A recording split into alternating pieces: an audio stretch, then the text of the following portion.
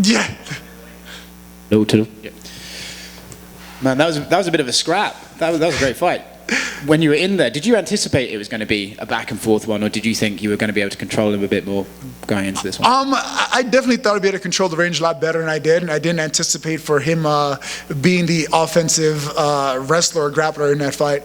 We definitely accounted for his power during training camp, but we definitely did not anticipate him coming in and initiating the clinch and be the guy looking for the takedown. So that part definitely caught me off guard going into the fight. You mentioned his power. How was it? Powerful. I mean, definitely hits like a tank, dude. I mean, there definitely a couple of those shots where I was like, damn, what did he hit me with? Man, props to Jeff Neal, dude. That guy's a savage. You managed to stay composed, and then the second and third round, you really kind of, I think, took it over. When the judges read out the scorecards, how did you feel? I was pretty confident. I mean, especially when they were saying 29-28. When one judge said 30-27, I'm pretty sure they took the takedown and control and the damage that I did in round one into consideration. That's why they had it that way. But overall, I was pretty confident that I secured rounds 2 and 3 to get the victory tonight. What do you do next? Would you like to? Obviously, the Hamzat fight is the one that everyone's going to ask you about, and it's sort of the fight that's been discussed. Are you prepared to wait for him and whenever he's able to get back, or do you want to just keep fighting and do your own schedule? Yeah, so I'm at this point where, like, Hamzat's the dude is a great competitor. I can definitely fight him, and that will propel my career forward. But at the same time, I can't afford to put my career and life on hold to hope that he's better. I mean, the guy's pulled out of 3 fights now over the last few months. So for me to kind of put all my eggs in one basket and wait for him and hope that he'll be ready this summer is just foolish on my end. I mean, I think if he prioritizes getting healthy and can actually complete a camp and show up ready to fight, then sure, that's a fight that I'm definitely interested in. But as far as putting my life on hold and waiting for him, I have things I want to accomplish, and time's not my best friend at this point, so I can't wait around for him. Oh, man. Thank you.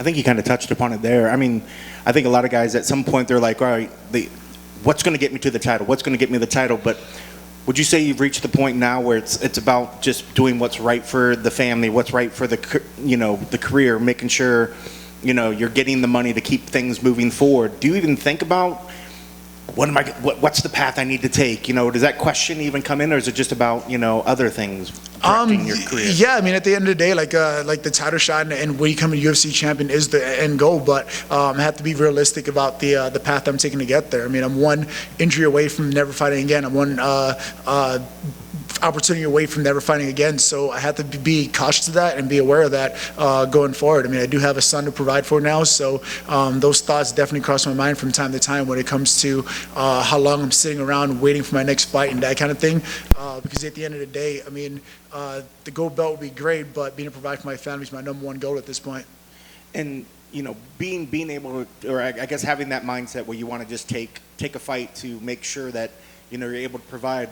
With a guy like Jeff coming in there and with people saying, oh, this guy and his power, his speed, is that the kind of fight, though, that does excite you? I mean, I'm sure there's a lot of exciting fights, but I guess at some point when you're taking fight, are they all still very exciting, or does one like this excite you more than maybe just some of the others?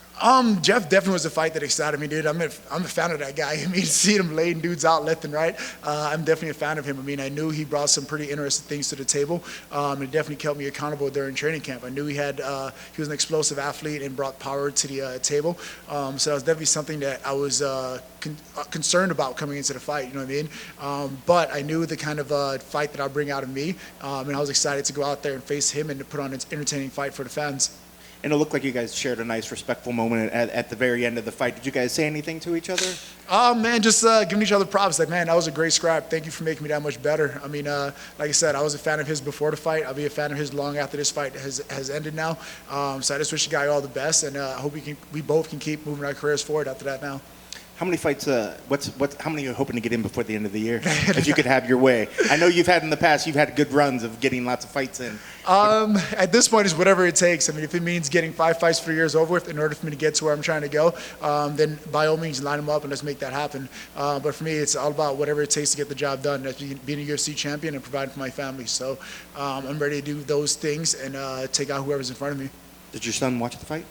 No, he doesn't watch the fights just yet, but I had a pretty heartwarming moment the other day. I kind of had my gym bag in the kitchen. He took it upon himself to go in there and grab my boxing gloves and somehow knew to put them on and come over and try to hit me with it. And dude, it was amazing because I've never gave him boxing gloves before. I never said, like, here, this is how you put it on. This is what you do with them. And he somehow knew to put the gloves on and come over towards me. So that was definitely like a heartfelt moment to see him do that. It's in his genes, obviously. Congrats on the win. Awesome. Thank you so much. Neil, from The Ultimate Fighter to now, kind of like a homecoming Vegas win, how do you attribute still being so relevant, still being on the main card? You got the big ESPN platform. The biggest thing is keeping an honest team around me. I mean, like my coaches don't sugarcoat anything for me, and the guys that I choose to keep my life don't sugarcoat anything for me. So if there's ever something that they're not happy with or not satisfied with, they won't hesitate to bring it to my attention. If training is not going the way that they are expecting of me, they'll bring that up to my attention as well. And I think having that consistency and that group of people around me to keep me accountable definitely attributes to my success in UFC so far. So far, it's been what a great journey. What would you be able to tell the Ultimate Fighter Neil versus the guy you are now? The biggest thing I took away from the Ultimate Fighter experience till now is just kind of being honest about what you want and going out there and taking it. I mean, my first couple years in UFC, and even when I was on the Ultimate Fighter, I was kind of like, sure, I'll see what happens. I'll take this route and see what's there. And I kind of let opportunities slip away from me by having that attitude. But being more like adamant about what I want and going after those things fearlessly and relentlessly is definitely what the advice I'll give my younger self from 2012. Well done, sir. Keep up the good work. Awesome. Thank you so much. Awesome, guys. Enjoy your night.